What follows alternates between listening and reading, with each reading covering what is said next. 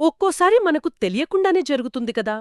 ప్రశాంతంగా కూర్చున్నప్పుడు ఎక్కడినుంచో ఒక మంచి వాసన, వెంటనే మనసు తేలికపడుతుంది. నిజమే. లేదా హఠాత్తుగా ఏదైనా పెద్ద శబ్దం వినగానే ఒళ్లంతా ఒక రకమైన జలధరింపు. అవును, మనం రోజూ ఎన్నో అనుభూతులు పొందుతాం. సంతోషం, బాధ, చికాకు, వీటన్నింటినీ కలిపి మనం ఫీలింగ్ అంటాం. అంతే. అసలు ఈ ఫీలింగ్ అంటే ఏంటి? అది మన లోపల ఎక్కడో పుట్టే ఒకే ఒక్క పెద్ద విషయమా? లేక దాని వెనుక మనం గమనించగల ఏదైనా ప్రక్రియ ఉందా? ఈరోజు మనం సరిగ్గా ఈ ప్రశ్నకు సమాధానం వెతకడానికి ఒక ప్రయత్నం చేద్దాం. మంచి ఆలోచన. దీనికోసం మనం బుద్ధుని బోధనలలో భాగమైన సంయుక్త నికాయలోని ఒక భాగాన్ని చూస్తున్నాం. ఇందులో అనుభూతి అనేదాన్ని ఎలా విడదీసి చూపించారో దాన్ని లోతుగా చర్చిద్దాం. తప్పకుండా. మన లక్ష్యం చాలా సింపుల్. ఈ అనుభూతి అనేది ఏదో గాల్లోంచి బూడిపడదని, అది మన కన్ను, ముక్కు, చెవి లాంటి వాటి ద్వారా జరిగే ఒక స్పష్టమైన ప్రక్రియ అని తెలుసుకోవడం. ఇది కేవలం ఏదో పాతకాలపు తాత్విక చర్చ కాదండి. దీన్ని ఒక రకంగా చెప్పాలంటే మనసు పనిచేసే తీరును చూపించే ఒక మ్యాప్ అనుకోవచ్చు. ఒక మ్యాప్ లాంటిదా? అవును. మనకు కలిగే అనుభూతులు యాదృచ్ఛికం కాదని, అవి నిర్దిష్ట కారణాలు, పరిస్థితులు కలిసినప్పుడే పుడతాయని ఈ బోధన చెబుతుంది. అంటే నాకు ఎప్పుడూ ఎంతే త్వరగా కోపం వస్తుంది లాంటి ఆలోచనల నుండి బయటపడటానికి ఇది జూప్ చేస్తుందా? ఖచ్చితంగా.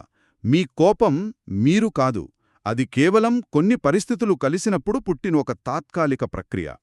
ఆ పరిస్థితులను గుర్తిస్తే ఆ ప్రక్రియతో మనకున్న సంబంధాన్ని కూడా మార్చుకోవచ్చు. సరే, అయితే ఆ ప్రక్రియలోకి లోతుగా వెళ్దాం. ఈ మూలంలో చెవ్వేదలాకాయ అనే ఒక పదాన్ని వాడారు. అవును, పాళిపదమది. అంటే 6 రకాల అనుభూతుల సమూహాలని అర్థం. అంటే అనుభూతి ఒకే రకం కాదు, 6 వేర్వేరు దారులు మనలోకి వస్తుందని చెబుతున్నారు. సరిగ్గా చెప్పారు. ఆ 6ంటినీ చాలా స్పష్టంగా చెప్పారు. కంటి ద్వారా కలిగే అనుభూతి, చెవి ద్వారా, ముక్కు ద్వారా, నాలుక ద్వారా, శరీరం ద్వారా, చివరిగా మనస్సు ద్వారా కలిగే అనుభూతి. ఇక్కడ ప్రతి అనుభూతి వెనుక స్పర్శ అనే కీలకముంది. పాళీ భాషలో దీన్ని ఫస్స అంటారు. ఫస్సా? అవును. ఏదైనా అనుభూతి పుట్టాలంటే అది సుఖమైనా, దుఃఖమైనా, లేదా ఏమీ తెలియని తటస్థమైనా 3 విషయాలు ఒకే క్షణంలో కలవాలి. 3 విషయాలా? అవేంటి? 1 ఇంద్రియం, ఉదాహరణకు మన కన్ను. 2 విషయం, అంటే కన్ను చూడగలిగే ఒక రూపం, ఒక పువ్వు అనుకుందాం. సరే. 3 చైతన్యం, అంటే ఆ రూపాన్ని గమనిస్తున్న స్పృహ. ఈ 3ంటి కలయిక జరిగినప్పుడే కంటి స్పర్శ ఏర్పడుతుంది. ఓ! ఆ స్పర్శ వల్లే ఆ పువ్వు అందంగా ఉంది అనే సుఖకరమైన అనుభూతి కలుగుతుంది. ఇది యాదృచ్ఛికం కాదు, ఒక కారణ-కార్యసంబంధం. ఒక్క నిమిషం. అంటే దీన్ని ఇంకాస్త సులభంగా అర్థం చేసుకోవాలంటే స్పర్శ అనేది ఒక నిప్పు అంటించడానికి కావాల్సిన 3 వస్తువుల్లాంటిదా? చెప్పండి. ఇంద్రియం ఒక అగ్గిపుల్ల, విషయం ఒక గీతపెట్టె, చైతన్యం ఆ రెండింటినీ కలిపి గీసే చర్యలాంటిది. ఆ చర్య జరిగినప్పుడే మంటొస్తుంది. ఆ మంటనే మనం అనుభూతి అనవచ్చా? అద్భుతమైన పోలిక. ఖచ్చితంగా అలాగే. ఆ 3 కలిస్తేనే అనుభూతి అనే మంట పుడుతుంది. అంటే వాటిలో ఏ ఒక్కటి లేకపోయినా అనుభూతి పుట్టదు.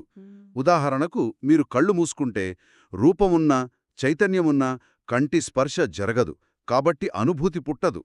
ఈ చిన్న విషయం మనకు అనుభూతుల మీద ఒక కొత్త దృక్పథాన్ని ఇస్తుంది. మొదటి 5 ఇంద్రియాలు కన్ను, చెవి, ముక్కు, నాలుక, శరీరం ఇవి నాకు బాగా అర్థమయ్యాయి. అవి భౌతికమైనవి, బయటి ప్రపంచంతో సంబంధమున్నవి. నిజమే. కానీ 6వదిగా మనసును కూడా ఒక ఇంద్రియంగా చెప్పడం, అక్కడే నాకు కొంచెం కష్టంగా అనిపిస్తోంది. మనసు దేన్ని తాకుతుంది? ఆలోచనని ఎలా తాకగలం? ఇది ఈ బోధనలోనే అత్యంత విప్లవాత్మకమైన ఆలోచనని చెప్పొచ్చు. ఇక్కడ మనసు అంటే మనో కూడా ఒక ఇంద్రియమే. ఓ! దాని పని కూడా మిగతా వాటిలాగే ఉంటుంది. కన్ను రూపాలను ఎలాగైతే తాకుతుందో మనసు ఆలోచనలను, జ్ఞాపకాలను, ఊహలను, భవిష్యత్తు ప్రణాళికలను తాకుతుంది. ఒక ఉదాహరణ చెప్తారా? తప్పకుండా. మీరు రేపు చేయాల్సిన ఒక ముఖ్యమైన పని గురించి ఆలోచిస్తున్నారనుకోండి. ఆ ఆలోచన అనేది ఒక మానసిక విషయం. సరే. మీ మనసు అనే ఇంద్రియం ఆ ఆలోచనను తాకినప్పుడు మీకు ఆందోళన లేదా ఉత్సాహం అనే అనుభూతి కలుగుతుంది.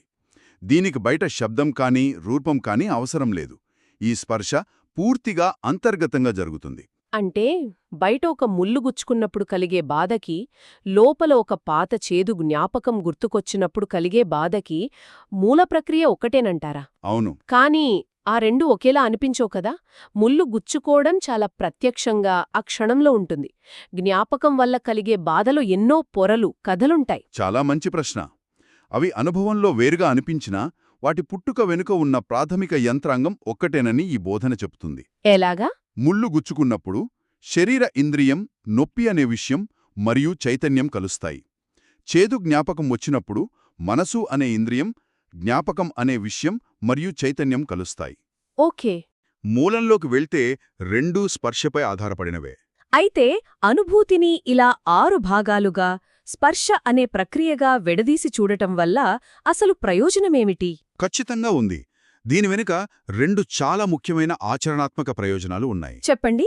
మొదటిది, అనిత్యత మరియు అనాత్మ అనే ప్రాథమిక సూత్రాలను మన అనుభవంలోనే నేరుగా చూడగలగడం. అంటే మనం సాధారణంగా నా బాధ, నా సంతోషం అంటాం. అంటే ఆ అనుభూతి మనలోపల ఉన్న ఒక శాశ్వతమైన నేనుకు చెందినదిగా భావిస్తాం. అవును, అలానే అనుకుంటాం. కానీ ఈ విశ్లేషణ ఏం చెప్తోంది? అనుభూతి అనేది కారణాలపై ఆధారపడి పుట్టే ఒక క్షణికమైన సంఘటన. కారణాలు ఉన్నప్పుడు పుడుతుంది, కారణాలు పోగానే నశిస్తుంది. దాని స్వభావం అనిత్యం. అంటే అది శాశ్వతం కాదు. కాదు.